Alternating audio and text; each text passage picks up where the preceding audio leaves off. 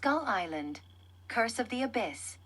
Once, in the turbulent waters of the Caribbean Sea, where the waves seemed to reach for the stars, there was a legend about Skull Island, a place that terrified even the most daring pirates.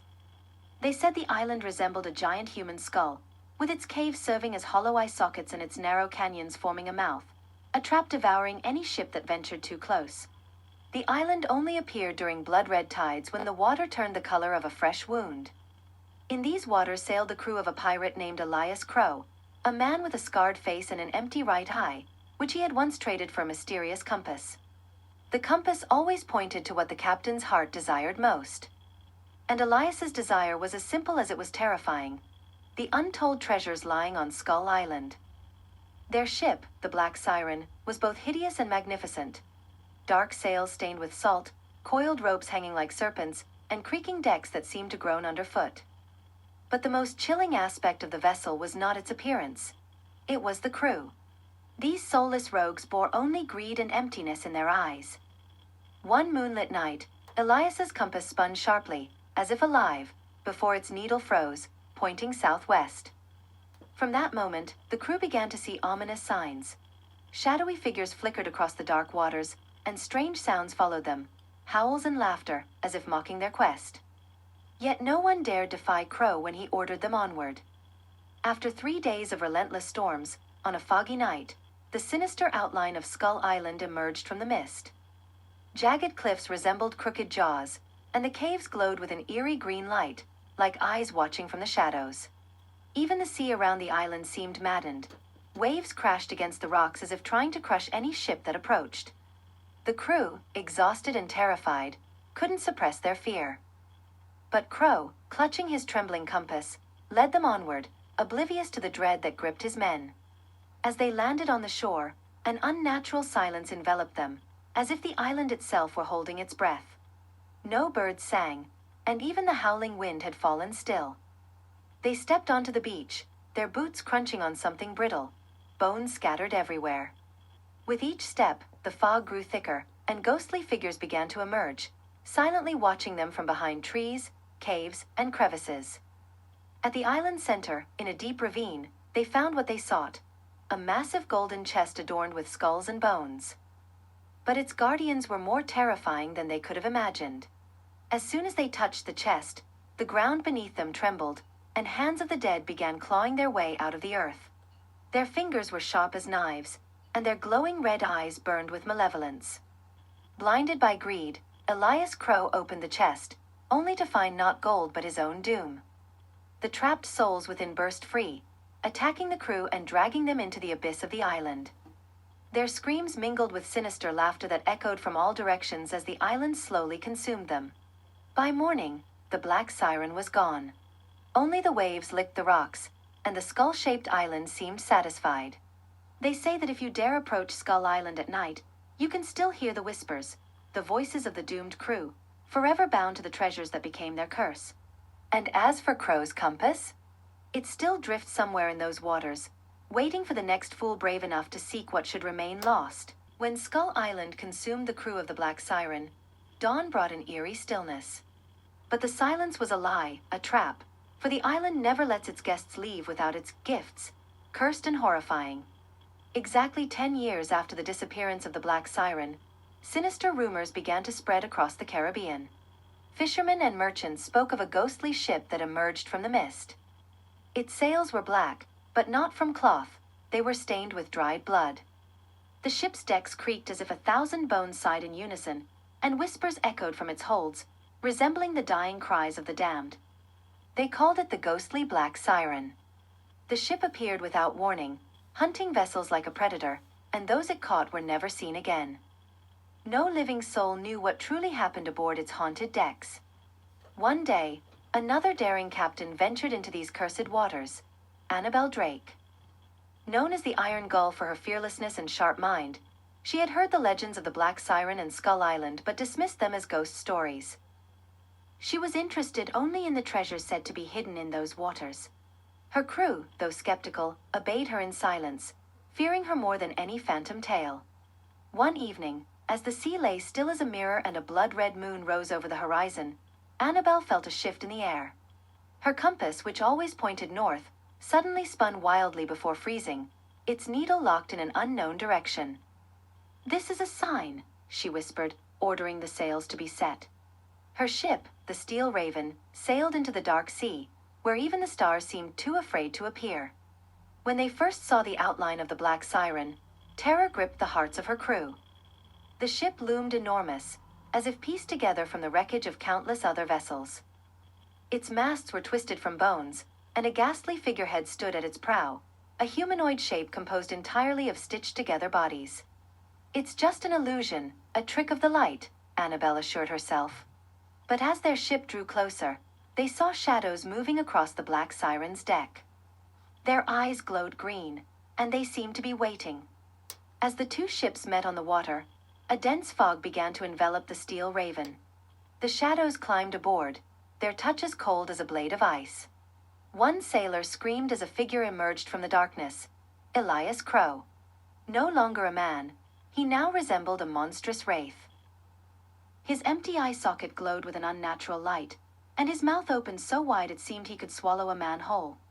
"You came for the treasure?" he rasped, his voice echoing not in the air but in the minds of the sailors. "Then you shall become it." The crew tried to fight, but every blow passed through the shadows. Gritting her teeth, Annabel drew her dagger and charged at Crow.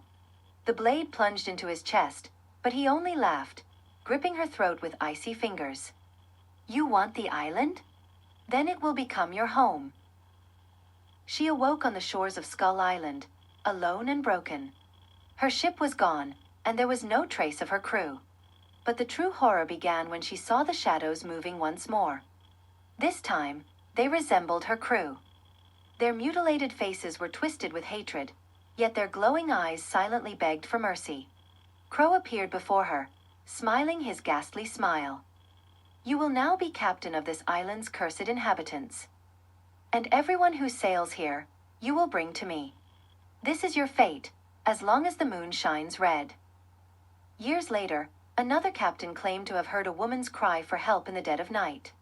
Those who braved the waters of Skull Island to investigate were never seen again. Annabel Drake sat on the cold sands of Skull Island, feeling something invisible pulsating beneath the ground, like a massive, ancient heart.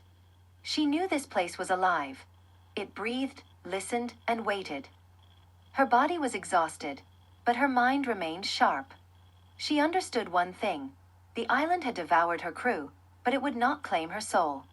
As dawn broke on the horizon, the sky was bathed not in sunlight but in a sinister crimson glow. In this eerie light, Annabel saw shadows gathering on the shore, faces she knew, but their eyes now belonged to someone else. Among them stood Crow, his face alight with madness. "You don't understand, Captain," he spoke, his voice echoing directly in her mind. "This island isn't just a place. It's the maw of an ancient being that feeds on our souls. Everyone who sets foot here becomes part of it. And you are no exception." "I won't be part of this curse," Annabel shouted, gripping the dagger she had miraculously kept. But Crow only laughed. "You already are," he whispered. "Every breath you take of this air feeds the island. It sees you. It knows you. And you cannot escape." Annabel refused to give in. Determined, she ventured deeper into the island, hoping to find a way to sever its hold over her. She pushed through jungles that seemed alive. Trees shifted as though watching her, and thick black sap dripped from their trunks like blood. At the heart of the island, she found a massive cave entrance shaped like the gaping maw of a skull. Inside, the air reeked of rotten salt. The cave ceiling was marked with strange glowing symbols, shining green in the darkness. Piles of gold jewels and treasures lay scattered on the floor, covered in thick dust, as if untouched for centuries. At the center of the cave stood a throne of bones, and seated upon it was a figure. Its face was hidden beneath a hood, and its voice rumbled like the roar of a storm. "Have you come seeking freedom?" the figure asked. "Or do you wish to join me?" Annabel felt the chamber begin to close in around her, as though the cave itself sought to swallow her whole. She realized this was the heart of the island, and the figure on the throne was the keeper of its curse. "If I destroy you, will I free my soul?" she asked, raising her dagger. The figure laughed, a sound that echoed through the cave like a sinister chorus. You cannot destroy me, for I am part of the island. But if you wish to try. It raised a hand, and the cave's green light flickered ominously. The battle was brutal. Each of Annabel's strikes seemed futile, as the creature absorbed the blows, laughing in her face. But then she noticed the pulsing glow beneath her feet. The gold scattered around her shimmered with green light, pulsating like a heartbeat. It was the true source of the island's life, its core. If I can't destroy you, I'll take the island's heart, she cried, plunging her dagger into the largest golden coin at her feet. The cave shook violently. The ceiling began to collapse, and brilliant light erupted from every direction. The figure on the throne screamed, dissolving into green flames, as Crow's voice echoed behind her. You cannot escape. The island will always find you. Annabel ran, dodging falling debris, and burst onto the shore. The wind howled furiously, and the sea churned like a beast in agony. Just as she thought it was the end, her ship, the Steel Raven, emerged from the raging waters. It was transformed, its sails glowed green, and the wood of the ship seemed alive, as though it had become part of the island itself. With no other choice, she stepped aboard. The ship carried her away, leaving Skull Island behind. They say the Steel Raven now appears in the fog, saving those who seek Skull Island. But Annabel was never the same. Her eyes glowed with the same green light, and though she fought the curse, she knew that one day, it would claim her completely. Because the island never forgets its victims. And it never forgives. The Steel Raven carried Annabel through the dense fog, but her heart felt heavy. She could sense that Skull Island had left its mark on her. Every minute spent on that cursed ship was driving her closer to madness. She heard whispers, saw the ghosts of her crew, now part of this ominous fate. Yet her will was not broken. She decided to fight until the end. After many days at sea, Annabel came upon another ship. It was the Sea Eagle, a merchant bark with a peaceful crew, headed for the nearest port. When the Steel Raven drew near, the crew of the Sea Eagle froze in fear. The sails of the ghostly ship glowed, and the ship itself seemed alive. But what terrified them most was the woman standing at the helm. Her eyes glowed green, and her hair whipped about like snakes in the wind. Annabel shouted to them, "Flee! I carry a curse that must not touch you." But it was too late. Shadows poured from the Steel Raven, quickly surrounding the Sea Eagle. Annabel understood that Skull Island was acting through her. There was nothing left for her to do but give one final command. She tore an old amulet from around her neck, one her mother had given her long ago. The amulet bore a symbol that, according to legend, could sever the ties with the forces of darkness. Annabel held it high above her head and whispered, "If this is my end, then I'll take the island with me." The amulet began to glow, and the shadows froze. The sky above the ship split with thunder, and the sea raged in revolt. A cry echoed from a distance. It was Crow's voice, coming from Skull Island itself. The island felt its curse weakening, and it now sought to claim the last soul resisting it. Annabel stood at the bow of the Steel Raven and drove the dagger into the amulet. A burst of light blinded everything around her. The shadows screamed and vanished. Crow's ship began to break apart. In the distance, she saw Skull Island slowly sinking into the sea, like jaws that had lost their prey, closing forever. When it was over, the sea fell still. Annabel remained alive, though unconscious, on a wreckage of her ship. She was found by the crew of the Sea Eagle and pulled aboard. When she opened her eyes, she realized her gaze was once again ordinary, without the green glow. Her soul was free. But the Caribbean remembers its legends. Though Skull Island has not been seen since, sailors still speak of a strange fog that can envelop a ship and carry it into the unknown. Some say Annabel never fully escaped the curse, and now her soul floats in those waters, warning others not to seek what should remain lost. For Skull Island may be submerged, but its hunger is eternal.